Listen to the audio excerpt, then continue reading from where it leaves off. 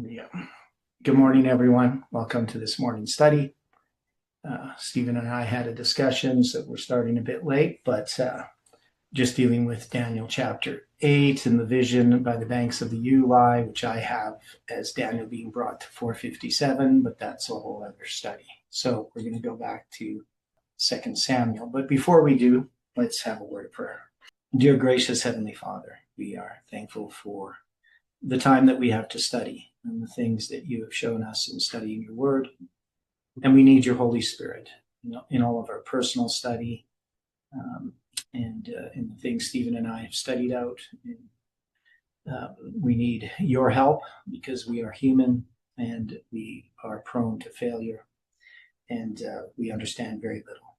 So we ask as we open your word this morning that your Holy Spirit can again be here to instruct us, to bring us closer to you, and help us to prepare for the time that's coming upon this world. Help us to understand 2 Samuel and how these things apply to our lives and to the time that we live in. And we pray this in Jesus' name. Okay. Well, hopefully that was interesting for those people who were there for mine and Stephen's short discussion, which we didn't record, of course. But so I hope everyone's having a good day. Here in Alberta, they say we're going to have a bunch of snow, but we'll see. But anyway, it was a nice walk this morning before the snow. So in 2 Samuel, we've been reading through the last part we had read was through this rebellion of Sheba. And this is pretty interesting.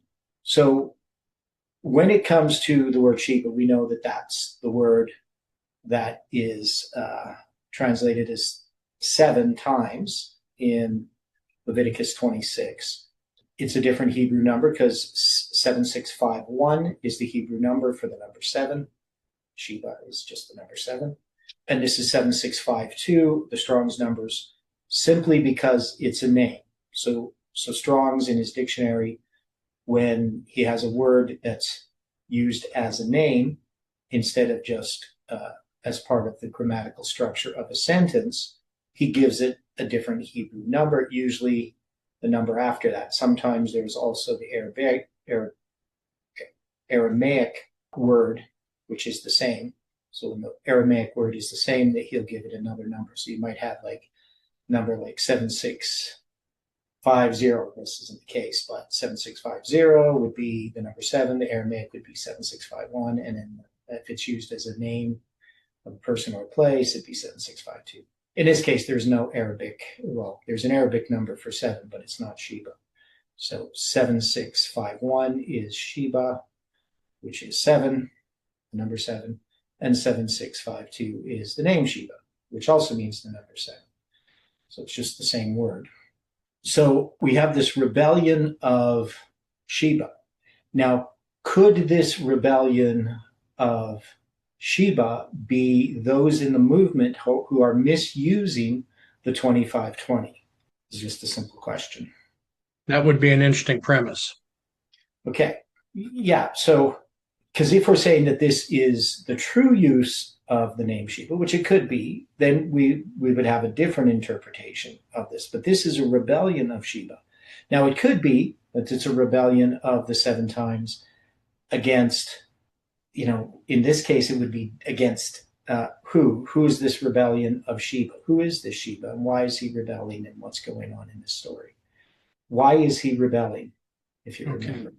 Let's, as you're diving into this, Sheba is a Benjamite. Yeah. So as a Benjamite, his primary loyalty would first have been to Saul, not to God. It would have been to Saul because he's looking that the temporal leader was more important than the spiritual leader. Right. And Saul we have as representing FFA or Jeff, the leadership that's part of the first angel's message. And now Sheba, of course, the 2520, the 7 times, is connected to the first angel's message in our history, right? Okay. Even though it's not presented until after 9/11, it's still a part of the message that Jeff presents. as this is showing Mm-hmm. in verse 2, where you have the digits of 220, the digits of restoration. Every man of Israel went up from after David and followed Sheba, the son of Bichri. But the men of Judah clave unto their king from Jordan even to Jerusalem. Mm-hmm. So is this showing a division, a separation of not only within the movement, but also from the corporate church? Okay. So Because this it's is saying all Israel. okay. Okay. So okay, first we know that he's going to blow this trumpet, right? That's the Okay. first So thing. he is blowing the trumpet, yes. Yeah. And it says we have no part in David. Now, if David, we've had David represent different things, but primarily July 18, 2020. So if we could go back to this and say David represents July 18, 2020, this would be those who are going to separate the 7 times from July 18, 2020. Correct. Okay. And every man of Israel. So here we have this word call, which is every, right? Means the whole, right? So it's not like there are times, obviously, that when you can talk about every, it doesn't necessarily mean every. When you say all, it doesn't necessarily mean all, because we do that in English as well, right? So you can't always say that just because it says all or every, that it's, categorically every single Israelite. But we can say it represents a large portion, and that would include the various groups within Israel, the different tribes, right? Excluding Judah, correct? All right. Right? Because it's going to say all of Israel, but the men of Judah clave unto their king. So obviously it doesn't include Judah, but includes the other tribes. That's basically what it's trying to say. Okay? So would this be then a rejection? So you're trying to include the corporate church in this? Well, I'm asking if Sheba could include the corporate church, since this is stating that every man of Israel. Yeah, okay. But we know that the corporate church has never embraced the 7 times. So I would think it would have to refer to the movement if we're going to have Sheba represent the 7 times. All right. Okay? Does that make sense? I'm asking Yeah. the question so we can Yeah. discuss this. Yep. So, but my explanation makes sense to you? Why we It looks wouldn't? logical. Okay, good. Yeah. Well, it's usually always logical, but it doesn't necessarily mean it's always correct. Because it depends on the assumptions that we start with. But anyway, that's another point of logic. So we have people who left off following David. This to me would be people who had followed July 18, right? And followed just the 7 times. So that is, there's a separation of July 18th from the 2520. Now, has Jeff embraced the 7 times in him coming back? Is he still teaching the 7 times? And we can say, yes, he is, right? Can you logically teach the 7 times knowing what we know and reject July 18, 2020? Not really. No. Now, why not? The point right now, when the comment was made that we needed to abandon all light since 2012, it means that the greater light that we have determined that has been shining on the 7 times would have to be set aside. Right. Now, And this part is of that light, yeah, go on. part of that light has to do with the 18th of July. Right. Now, this would be similar to the church when they reject, because I've had discussions with, an Adventist minister, friend of mine. He rejects all of the light that we got on the book of Ezra dealing with the chronology in Ezra, even though that totally supports the idea of the 70 weeks and the 2,300 days beginning in 457. Right? So can the church maintain their belief in the 2,300 days and the 70 weeks without an understanding of the 2520, for instance? No. because they No, can't explain the 2300 days, and they've never explained properly the 70 weeks. right. And this is something that I've known for a long time, even before I was in this movement, which is why I sort of always had this tentative. I mean, I was an Adventist, but I understood that there was this problem that Adventists had dealing with the chronology of the 2300 days and the 70 weeks. That is, it wasn't something we could prove. We could believe in it, but there were good arguments against our position based on what the church was saying, and especially in regards to chronology and, of course, the daily, right? Because the daily was a problem.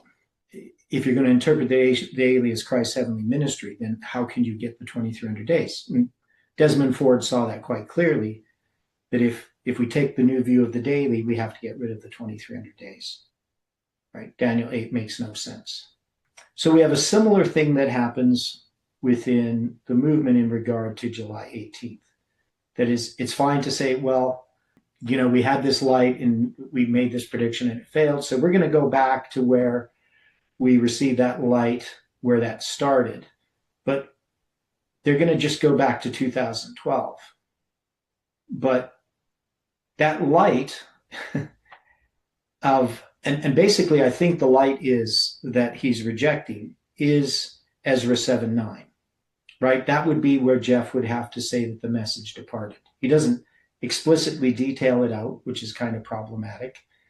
It's just kind of this vague thing that all the light that came since 2012. But that would include Ezra 7:9, the light that didn't come from him, because Ezra 7:9 didn't come from him. So Jeff rightly recognizes that if you have Ezra 7:9, you're going to have July 18th. But also, he's undermining the 2520. Now, why is a rejection of Ezra 7:9 also a rejection of the 2520? How could we clearly show that? Because what are our arguments for the 2520 that allow the 2520 to be supported, right? Because we could just say, well, we just accept it because it's on the 1843 chart. And that's just going to be the 2520 of Miller, right? We're not going to have Hiram Edson's 2520 and the prophetic mirror. So if we get rid of Ezra 7:9, don't we undermine our understanding of the 2520 and the prophetic mirror? That God gave us light that led in a certain direction. If you go back and you try to undo that, you have to continue to go back, right? Because we make an argument that if you reject the 2520, then you also reject Millerite history. You can't hold on to the 2300 days and reject the 2520. If you're going to talk about the disappointment within the movement, those that rejected July 18th as a parallel to October 22nd, 1844, well, then you have to reject October 22nd, 1844, because you're giving the same reasons for the rejection of October 22nd or to July 18th that they gave for October 22nd, right? Okay. Because nothing happened on July 18th, so we must have been wrong. Nothing happened on October 22nd, 1844, as far as anybody could see, right? Jesus didn't come back. Their prediction failed. There were counsels in the Bible against setting dates for the second coming, right? No man knoweth the day or the hour. It's not for you to know the times or the seasons that the Lord has kept in his own power, something like that, right? And we could look at those who were arguing against time setting in the 1840s as the ones who were correct. They were right. Millerites were wrong. So you can't be a Seventh-day Adventist if you use that argument. And if you're going to use it against July 18th, you have to use it against October 22nd, 1844. And those Christians who object to October 22nd, 1844 are also undermining the 70 weeks and Christ coming, because the understanding of the 70 weeks is Christ is going to come, the Messiah is going to come, and he's going to overthrow the Romans and restore the Jews. Did any of that happen? Well, he didn't overthrow the Romans. The Romans destroyed the temple and the city, right? So there was a false interpretation, but the 70 weeks were correct. So So Right. those that, mock October 22nd, 1844 as the greatest face-saving device are shooting themselves in the foot, because as Christians, that's what the enemies of Christianity say. The resurrection of Christ was just a face-saving device of the disciples, right? So you have to recognize when you're arguing against yourself. So I guess what we would say is that this man of Belial, whose name was Sheba, is somebody that's connected, or those that are connected with the seven times, but are rejecting July 1821. That's the conclusion I've come to. However, we're going to understand the rest of this and what happens, what it means when his head is cut off, and who this woman is and all that type of stuff. I don't know. But just on the surface reading of what we have done so far, and we're looking at this, that would make sense. And we have to see if that follows as we go through this story. So we read through this fairly quickly yesterday at the end of the study. So now we then have every man of Israel, which would have to include those in the movement who are leaving off following David, right?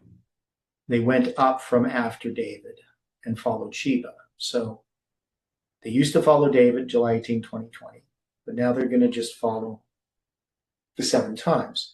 Now, where we would place this, whether we just place this after July 18, or it's just this whole history after July 18, we know that Jeff is still embracing the 2520 and inconsistently, but also rejecting July 18 and rejecting the symbolic use of dates and certain use of the symbolic use of numbers, but not all of it, because he still uses some. And David came to his house at Jerusalem, and the king took the 10 women, his concubines. So the thing is, we have the story of the 10 concubines, which is in the previous story. There's the ones that are left in Jerusalem. What's his name? What's the name of the guy? That Ahithophel had told Absalom to take in front of all Israel. Yeah, Absalom. Yeah, so Absalom. Don't ask me why I couldn't remember Absalom's name. So Absalom then is going to take these concubines. And now we have 10 women. Women usually represent a church, and 10 can represent a test, 10 can represent the world. It can represent the 10 virgins. So 10 is a type of number of completeness. Usually when it's the 10 virgins, it's also 5, right? So 5 wise, 5 foolish, but we don't see any division of that here. But it could just include, and we'd have to go back and try to understand how Absalom fits into the story here, but this is a separate narrative. But is it somehow a defiling of the message of Adventism by Absalom? And so I'm not really sure. But David's going to take these women and he's going to put them in ward, right? So we don't usually use that word too much, but that's just in a watch or a sentry or a post preservation. So basically they're kept separate. He's going to feed them, right? So it says he fed them, and that word just simply it means to keep in, hence to measure, figuratively to maintain in various senses. Be able to abide, bear, comprehend, contain, feed, forbearing. So they're going to have a provision given to them is the idea. So there's some provision given to these 10 women, but went not in unto them, right? So he doesn't have a relationship with them anymore. So they were shut up unto the day of their death, living in widowhood. Okay, so there's a bunch of things here that we would look at as symbols. The word shut up, 6887, to cramp literally or figuratively, transitively or intransitively. It means like an adversary, be an adversary, afflict, besiege, distress, enemy, narrow, or press. So obviously they're not in a a good situation. So to be shut up in this way, it can also be translated as vex, pangs, be in strait, be in trouble. Okay. So whatever these women represent, they're separated. And Iran asks a question. I wonder if all the children of Absalom, I have to look at the chat there, came from this event. I don't think so. There's no indication that they would. I'm not sure. So anyway, they're going to be living in widowhood. So that's widowhood. Almanuth. No. So Alma, which I'm familiar with that word. Bereavement. Forsaken. Alman. Almanuth. Alman. Okay. Prolonged from 481 in the sense of bereavement. Okay, so they're going to be living bereaved. And living, you can see that number 2424. That's that word life, kayuth, right? So anyway, we have these 10 women, concubines, they're shut up. Whatever they symbolize, I would think they have something to do with an aspect of the church. Then said the king unto Amasa, assemble me the men of Judah within 3 days, and be thou here present. So 3 days can represent 3 years. It also, sometimes we've had 3 days represent the 3 dates. And those 3 dates are November 9th, 2019, July 18, 2020, and December 25th, 2021. So that's possible. It has something to do with that. But, and then Amasa, we understand that his number 6021, that is an iteration of the digits 1260, which is the 1260, which is half of the 2520. But also, if we just take the digits 126, that's the 126 shekels, which is the 2520. But usually 1260 refers to the 2520 for northern Israel, right, which is divided into 2 periods of 1260s. So Amasa went to assemble the men of Judah, but he tarried longer than the set time which he had appointed him. So you got this tarrying. Now he tarried longer. That word just is the word delay, right? Yakar. So to delay, so he delayed, right? Longer, right? So the idea is tarried longer. We'd have to put longer in there. You can just see said tarried then. But it basically, he delayed from the Moed, right? The Moed. And the Moed is a feast or a set time. It can also be a congregation, right? A gathering, right? Which he had appointed him. So this is appointed Ya'ad. It means to fix upon, by implication, to meet at a stated time, to summon to trial, to direct in a certain quarter or position, to engage for marriage, to agree, to assemble, to gather, to meet, right? and again, just going back to Moed, it properly is an appointment that is a fixed time or season. So he's not going to come at the appointed time that they'd agreed upon. So we would connect this to something to do with our lives, right? That is, there's some delay. So however we're going to apply that, or where we're going to apply that, I don't know. Any thoughts on this so far? Yeah, and Iran says it would explain the pillar that Absalom puts up because he doesn't have any children. I don't know. I'm not really sure about the pillar. Just going back to if all the children of Absalom came from this event. Yeah, that's still a puzzle to me about the pillar that he set up, but I don't know how it would explain it particularly, because it doesn't tell us when he built this pillar. Any thoughts on this so far? Because I'm doing all the talking here. I'm just going through my thought process. So if you have any comments, please comment. And David said to Abishai, now shall Sheba the son of Berkai do us more harm than it did Absalom. Take thou thy Lord's servants and pursue after him, lest he get him fenced cities and escape us. Now David's saying this to Abishai, but we know that Joab is going with him. So it could be that he's just telling Abishai to go along with Joab, right? But it just doesn't tell us that Joab's going. That's kind of just assumed. And he's going to be there in the story. He's going to be the one that puts the sword into Amasa.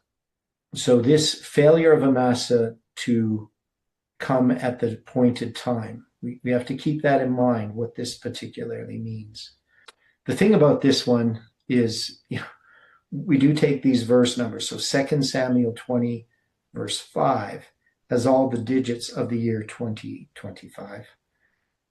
So maybe it has something to do with that. I don't know. But it's a thought. It has the 2520 also. Yeah, you do have the 2520 as well, which we know that 2025 and 2520. A lot of people thought, we were teaching that Jesus is coming back in the year 2025 because they couldn't distinguish between the number 2520 and 2025. I mean, it seems kind of humorous that people would do that, but that's what they were doing. I even had people who believed in the 2520 who believed that we were teaching that Jesus was coming in 2025. That's what they thought the 2520 was. So don't ask me how they did that, but okay. And so he's going to say that Absalom could do us more harm, or Sheba can do us more harm than Absalom. So what is this harm then? And that kind of keep in your mind that if David is saying that Sheba the son of Bichri would do us more harm than did Absalom, what would that mean in this context of our movement, right? So we have to think about that. And we've got to pursue before he gets to any fenced cities. Right, so he could capture some fenced cities, set up a defense. So we need to make sure that we get him before he gets to a fenced city. And there went out after him Joab's men and the Kerethites and the Pelethites. Right, so he sends this man. He's directing this to Abishai, but Joab's men are going out. Obviously, Joab is there as well. And all the mighty men, and they went out of Jerusalem to pursue after Sheba the son of Bichri. And when they were at the great stone, which is in Gibeon. Now, I don't know what this great stone, which is in Gibeon, does. I tried to find this out. So we don't have this mentioned any other place that I know of. Any thoughts on that? So it would be some kind of landmark or something? Do we know anything about this? Other than no, I don't know anything about it, except I'm guessing that maybe it was some kind of a monument to the truce between Joshua and the Gibeonites, Judges 9. Okay, so maybe something to do with a monument about the league between Joshua and the Gibeonites? Yeah, that's what I'm talking about. I'm just speculating. Yeah. Now, it says King Solomon in 1 Kings 3, verse 4 to 15, King Solomon's going to go to Gibeon and offer sacrifices. And then some people think that there was an altar that Saul consecrated at Gibeon. But then some people say it's just some landmark, prominent feature of the landscape. Maybe that it's some kind of monument as well. So people have different speculation, but there's nothing explicitly in the Bible that we have a story about that we can, other than here of this great stone, which is at Gibeon. So they were at the great stone, which is in Gibeon. Okay. Then we have Amasa went before them. So he's ahead of them. And Joab's garment that he had put on was girded unto him, and upon it a girdle with a sword fastened upon his loins in the sheath thereof. Joab's garment that he had put on. So he had this garment, which you have to take into account. Maybe there's a symbol there. Med or mad. So his vesture, his armor, his clothes, his garment.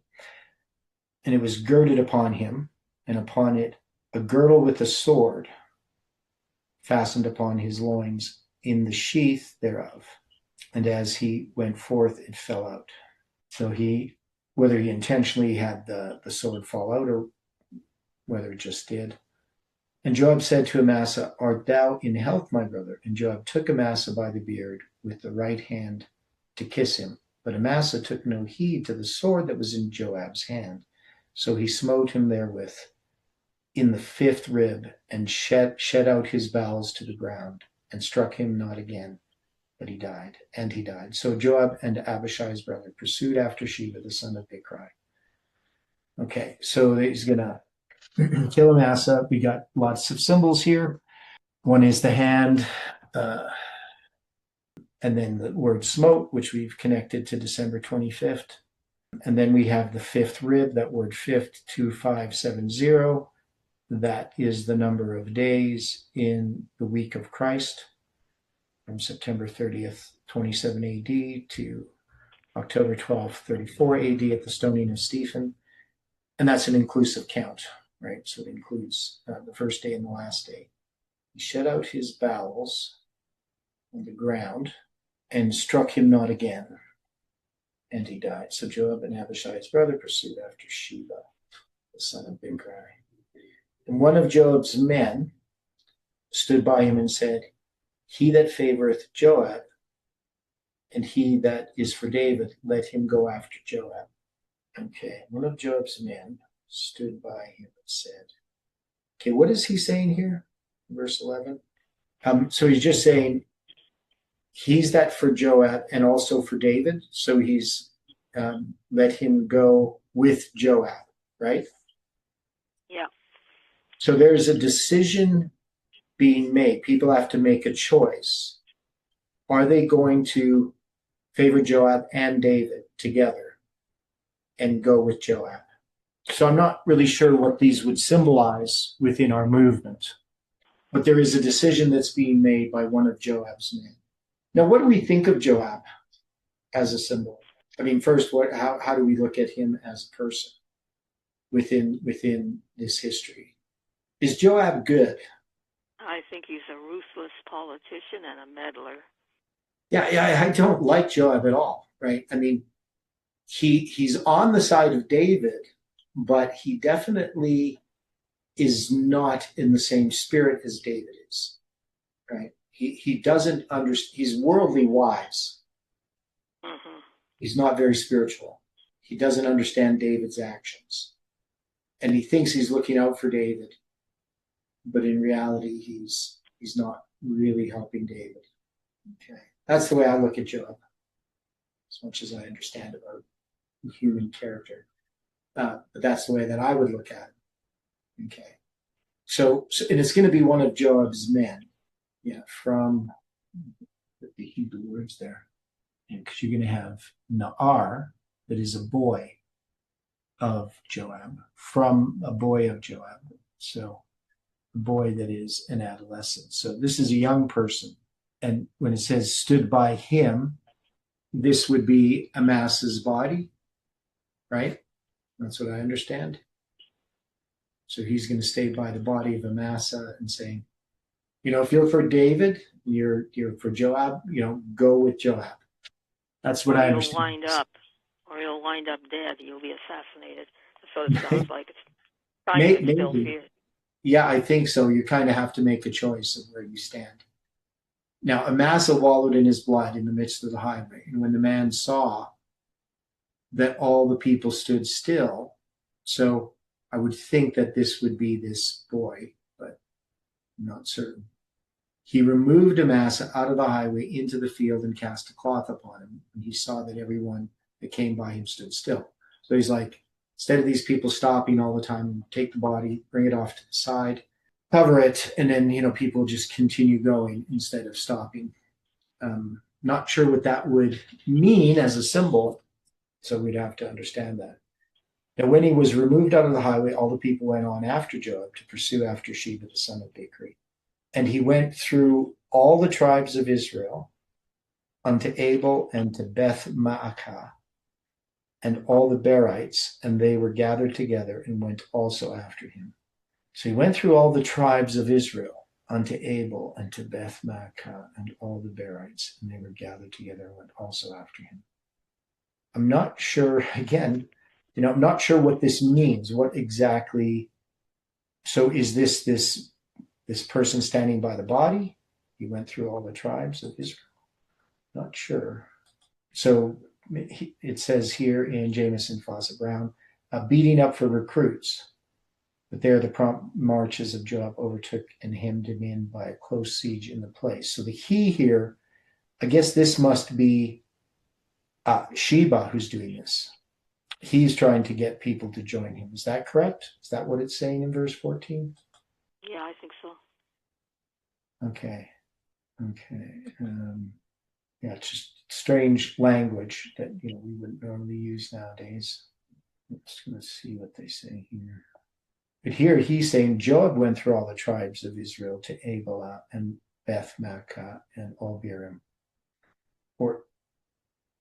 Or Abel has been preserved in the large Christian village. Bill, okay. So the question is, who is the he? And he went through all the tribes of Israel. So not sure who the he is referring to, because that could be referring to Joab and it could be referring to Sheba. Okay, but it says they were gathered together and went also after him. So that's why they're saying this is Joab.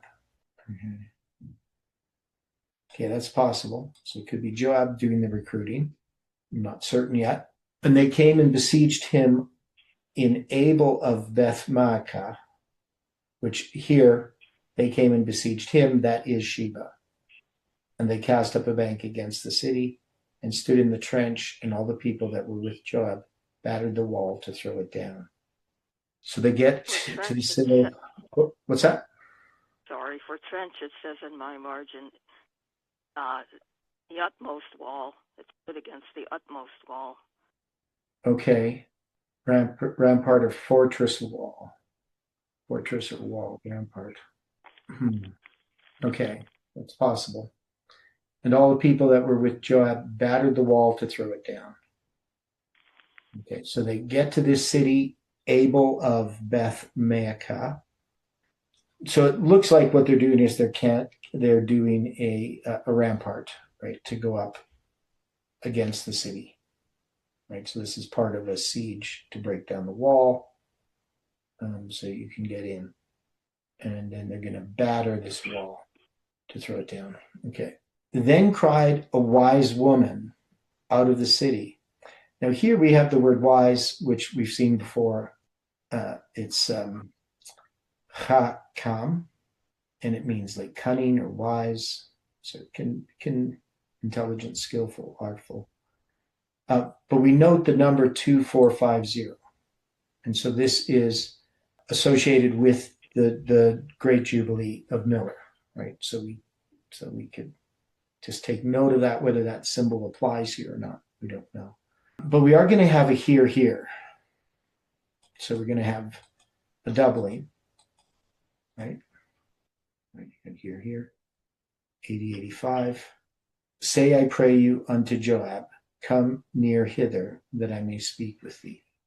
Okay, so this woman's going to talk to Joab. And when he was come near unto her, the woman said, Art thou Joab? And he answered, I am he. Then she said unto him, Hear the words of thine handmaid. And he answered, I do hear. And she spake, saying, They were wont to speak in old times, saying, They shall surely ask counsel at Abel. And so they ended the matter. And I am one of them that are peaceable and faithful in Israel. And thou seekest to destroy a city and the mother in Israel. Why wilt thou swallow up the inheritance of the Lord? So this wise woman, she says, you're going to destroy this city. And this city of Abel, right? Abel, which means the meadow, has been a city that people would go to get counsel. Okay? That is, they could end the matter by getting counsel at Abel. Does that make sense? She says you shouldn't destroy the city because it is a place where people came to get counsel. So what would that city be? Is it a good city? Is it a bad city? What would it represent in our history? That would be being destroyed if you're going to break down this wall and you're going to destroy a city and a mother in Israel, right? And that word mother is Im. And usually you say, like you call your mother Ima in Hebrew. Abba is father, Ima is mother. So we have to consider this story about this wise woman and this city, what it would represent in the movement. And Joab answered and said, far be it, far be it. So again, we're going to have this doubling, right? We had in verse 16, this here, I say, pray you unto Joab, come near, right? Now he's going to say, far be it, far be it. Of course, the doubling is intensity, right? Or what's the word? I always forget the word. Anyway, from me that I should swallow up or destroy. So far be it from me that I should swallow up or destroy. The matter is not so, but the man of the Mount Ephraim, but a man of Mount Ephraim, Sheba the son of Bichri, so this is what Joab is saying by name, hath lifted up his hand against the king, even against David. Deliver him only, and I will depart from the city. And the woman said unto Joab, behold, his head shall be thrown down to thee over the wall. So Sheba, if Sheba refers to the 7 times, and Sheba's going to go to this city for refuge, right, for protection. And we have this wise woman talking to Joab, saying you shouldn't destroy the city. But in order to save the city, they're going to cut the head off of Sheba and throw it over the wall so that Joab's not going to destroy the city. So we're going to have to understand what this means. Then the woman went unto all the people in her wisdom, and they cut off the head of Sheba, the son of Bichri, and cast it out to Joab. And he blew a trumpet, and they retired from the city, every man to his tent, and Joab returned to Jerusalem unto the king. So this would be a destruction of the 7 times. So how would we understand this? Well, I don't know if we have that answer to it yet. But it looks like Joab, who I don't see as a good figure, and I'm not sure that I trust this woman. I don't know her. But also, it seems like a strange thing for her to just give up Sheba and to take his head and sever it from his body and throw it over the wall. It's not generally considered very nice. And so I think it represents something negative, some rejection of the 7 times. Now Joab was over all the host of Israel, and Benaniah the son of Jehoiada over the Kerethites and over the Pelethites. And Adoram was over the tribute, and Jehoshaphat the son of Ahilud was recorder, and Sheba was scribe, and Zadok and Abiathar were the priests. And Ira, also the Jairite, was a chief ruler about David. So it's just going to mention what happens here. Joab, he's now over the host of all Israel, and he'll list these other people who have different. Now, so Benaniah, he's over the Kerethites and over the Pelethites. Again, who are the Kerethites and the Pelethites? It says here, executioners, a group of 4 mercenary soldiers serving as a bodyguard for King David. And then the Pelethites, these are couriers, collective name for the guardsmen of David. So they seem to be mercenaries that have been hired. And Benaniah, he's going to be in charge of them. Benaniah, Jehovah has built, or Jehovah has built up. One of David's mighty warriors. He's the son of Jehovah knows. Yehoiah. And then we have Adoram, which means my Lord is exalted. He's going to be over the tribute. So he's like the treasurer, collects the money from different places. Jehoshaphat is the recorder, and Jehovah judged. Shaphat is judge. Son of Ahilud, which means brother of one born. He's going to be the recorder. So Zakar marks, keeps track of things. And Sheba is going to be a scribe. Sheba, which means false. It says, doesn't make sense. So Strong says means false. Brown's Daughter Greek says Jehovah contends, which doesn't really make sense. Shav. Okay, because there's no Jehovah in the name Sheba. So it's Shin Vav Aleph. Okay, he's the scribe, so that should be Sefer, Sephar. And Zadok and Abiathar are the priests. And then you have Ira, which means wakefulness or watchful of the city. He's a Jairite. So that is descendant of Jair. And was the chief ruler. So that should be Cohen, a priest. Cohen usually means a priest, doesn't it? Yeah. So they translate this here, chief ruler about David. So I'm not sure, priest, principal officer, or chief ruler. Okay. So there's a lot of information there. We've gone through it a couple times here. Can we say that this action of cutting off the head of Sheba is not a good thing? that this would be a rejection of the 7 times that's being illustrated here, ultimately. Or could it be a rejection of all the falsehoods about the 7 times, all the wrong ideas? Like a misuse of the 7 times. Yeah. So the reason why they would reject the 7 times is because in order to reject David, you're going to misuse the 7 times. So the 7 times are being destroyed as it's kind of complicated, like to really try to get my head around what this could mean specifically. But cutting the head off of the 7 times, right? So and throwing it over a wall, if Sheba represents the 7 times, this wouldn't be a good thing. Like that this is done to the 7 times, but the 7 times is being misused. That's why it's done. So I'm just trying to think of how this would relate to what's happened in the movement. So first, we're going to have the 7 times rebelling against July 18th. So we can see that there is a rejection of July 18th by those who hold to the 7 times. So what would it mean that the 7 times are going to have their head cut off? Is Angela suggesting like a misuse or the errors of the 7 times? Now, what about these different groups that exist that aren't the Canadian and American group? So are there other people using the chart and using the 7 times? Yes. Okay. Yeah, so we're familiar with some of the groups. We know Don Frost is one, but there's lots of groups, actually. I run into them on YouTube, right? They'll believe the 7 times. They believe Millerite history. A lot of them believe Turkey is...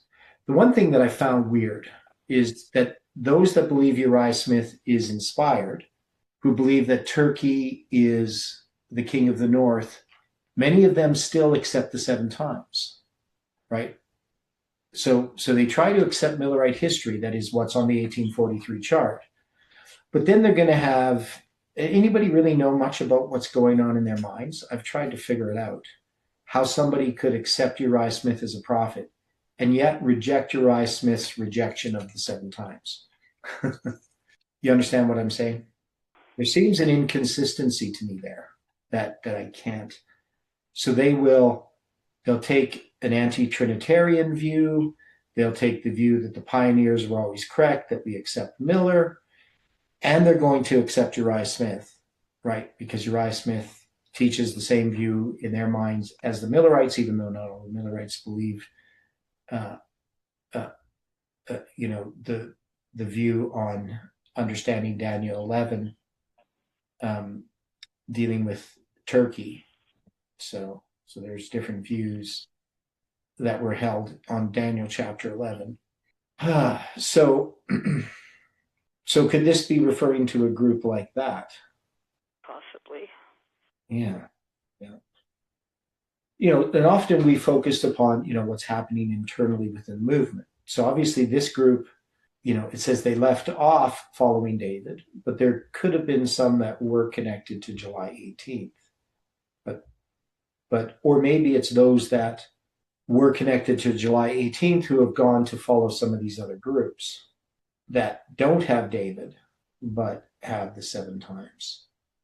So Sheba could represent these other movements that are connected to Middle East history, and those that once believed in July 18th who go to follow those groups. The thing that bothers me is Joab. I don't like Joab. His character seems quite different than David's character. So this could be representing something that's going to happen in the future. So the one thing that we have to be careful about, and that I don't fully understand, because I'm not right now following anything that's going on within the movement, other than just, very sketchily in contact I have with people. So I'm not following what Jeff's saying every week. Haven't had conversations with Colin or anybody. I don't know what all the people in the American group are thinking, how things are sort of settling out after this, because we're almost to a year when Jeff has been teaching on a weekly basis on Zoom meetings, right? And you have this initial excitement that Jeff is back. But I don't think that people are necessarily in agreement with Jeff. There might be some people in agreement, but what I've seen in the movement, and even in the past when people were following Jeff, many people who were following Jeff were not happy with Jeff. That is, I would have people sort of test out to see what my loyalty to Jeff was, because they would say disparaging things regarding Jeff, criticisms, sometimes fairly minor criticisms, to see how I would respond. Do I have the same critical attitude? And even when I first came into the movement in 2010, there would be people testing me out to see how far they could go in their criticism of Jeff. That's the way I interpret it. So people had a dissatisfaction with Jeff, and that has continued. People were definitely not happy when Jeff retired. So now that he's back, and he's been back, for a year and a half, if you count from when he began publishing, and a year speaking, is there all kinds of different people who have, I just don't know all the different groups that exist, the different philosophies about what Jeff is teaching. And, and I run into a lot of people who are following Jeff who definitely don't believe like Jeff believes. That is, they have quite views that I know that Jeff would not approve of. And they have their own spin on what Jeff is teaching. So you can have followers of Jeff who believe quite divergent things, but both these people believe that Jeff is to be listened to. And some have a really negative view of me. There are some who try to somehow say that, Jeff and I are ultimately in agreement, even though we disagree. So I'm not really quite sure how they look at it, because they see some of the things I'm saying are true, which Jeff wouldn't accept. And so they want to kind of follow me and Jeff both, which makes no sense. One is, it makes no sense to follow people, but you understand what I'm saying. Okay, so we have this story, and we don't know what it means yet.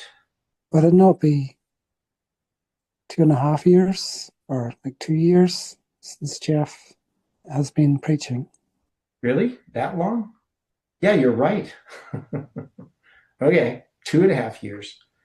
Boy, that's a long time. How does that happen? Yeah, it's 2.5 years. So a lot has happened. That's kind of interesting. Okay, when I was on my walk this morning, I was doing a calculation in my head, dealing with the number 915. It used to be my apartment number. It's also the first 3 digits of my phone number, not my area code, but my phone number. And I was doing a calculation in my head. The number 915, so is a period of, if you counted it in days, is 2.5 years. I mean, more specifically, 915 is 5 times 183. So 183 is a half a year. And if you multiply it by 5, you get 915. I was going to do a study on it, but I didn't do that when I got back. Kind of forgot about it. But that 2.5 years reminds me of that. So the Hebrew number 915 is badal, a piece or a severed piece of an ear. Now, that's pretty strange that you actually have a word for that, right? I mean, we'd probably have a word for it if it was a common thing that we did. But, if we were severing ears all the time and we had this piece of a severed ear, we'd probably have a special name for it. It means to divide, to separate, distinguish, to select. So anyway, that's the number 915. And we're thinking about this 2.5 years. So I'm just going to see something here. So today's December 17th. Okay, so I'm just counting 915 days before today, which brings me to the 27th day of the 3rd month on the biblical calendar, June 16th on our calendar, and the 27th day of the 3rd month on the rabbinic calendar. So June 16th, 2023. And the Mayan date is 10/11/9. So I don't know if that means anything. Okay. 11/9, yeah. Well, you got 11/9 there, last 2 digits. Yeah. I don't know. It's just a thought. It's nothing. Just because we're talking about this period of time. Now, so we have here in verse 4, it says, the king said the king to Amasa, assemble the men of Judah within 3 days, and thou be here present. So dealing with these 3 days, it could refer to a period of 3 years or parts of 3 years. Now, today we're just 8 days away from December 25th, and we look at the anniversary of when Jeff began speaking, December 30th, 2025. Okay, so we got this. This is interesting that he set. So there's this 3 days. So David gives this instruction to Amasa. So this is an attack. So David sees that this Sheba is a greater threat than Absalom. He's going to send Amasa to assemble men of Judah within 3 days. So what do we do with this 3 days? Well, it reminds me of the 3 days in Ezra 10. Yeah. Well, I know. So we got the 3 days we have it in Ezra 8 as well, the 3 days by the river Ahava, the 3 days when they get to Jerusalem before they bring the gold and the silver, and then the 3 days call to Jerusalem that ends on the 20th day of Kislev, the 20th of the 9th month. And so we got this 3 days again. We've used the 3 days. I mean, there's so many examples in Scripture of 3 days. We know that it's not 72 hours, especially, we just see again and again that it's what we call the 3rd day, even when they say 3 days. So anyway, it's here. We got this 3 days. So we have this 3 days again. But Amasa is going to tarry longer than the set time which he had appointed him. Now, this is a delay, right? That's what this tarried longer, some kind of a delay. Which apparently infuriated Joab. Yeah.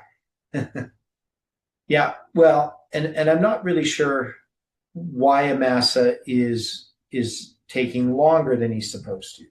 Doesn't really say. Now, is it that Joab thinks Amasa is incompetent? Is there circumstances that, doesn't tell us why Amasa is taking so long? And he doesn't seem to think there's anything wrong. When Joab comes, he's just going to, greet him, right? He doesn't seem to be like scared of it anyway, like he did something wrong. So I'm not really sure what's going on in that story with Amasa. And then when he doesn't come back, so I think what happens is, so he doesn't come back, right? So this is verse 5. Amasa is supposed to be back at the end of 3 days. He's not back. And then David is saying to Abishai, who's going to be with Joab, this Sheba's a greater threat than we think.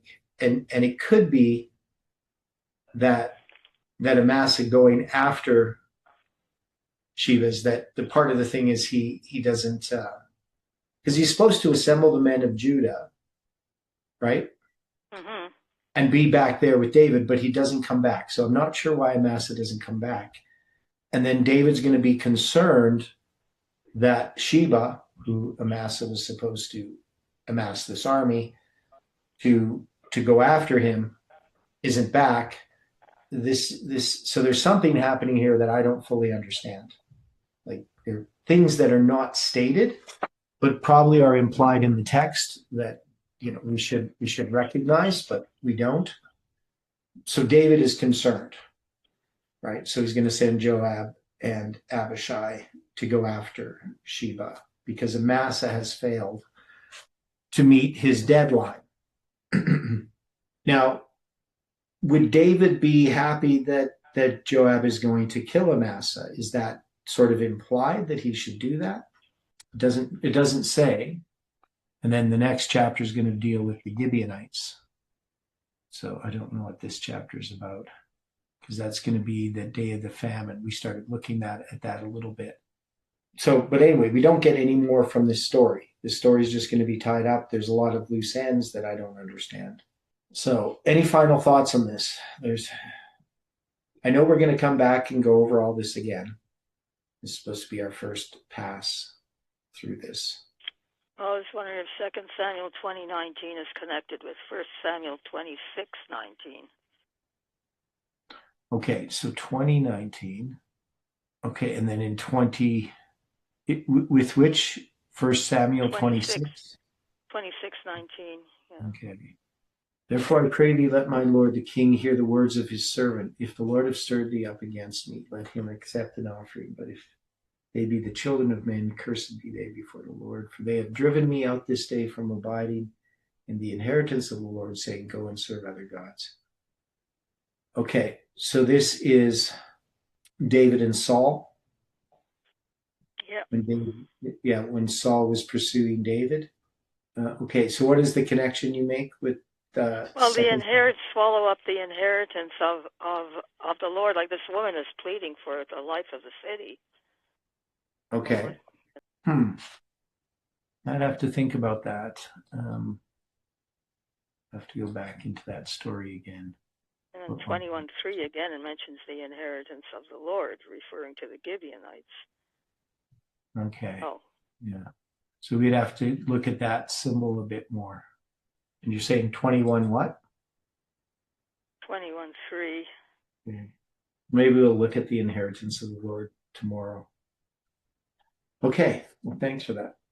Okay. So there's no more comments. We can close in prayer. Dear Father in heaven, thank you again for the time that we've had this morning. We pray for your continued blessing upon our studies, our personal studies, Lord, and the way that you are speaking to us each day. Watch over each one, keep them safe, and bring us together again to study these things and to get to know you better. And we pray this in Jesus' name. Amen.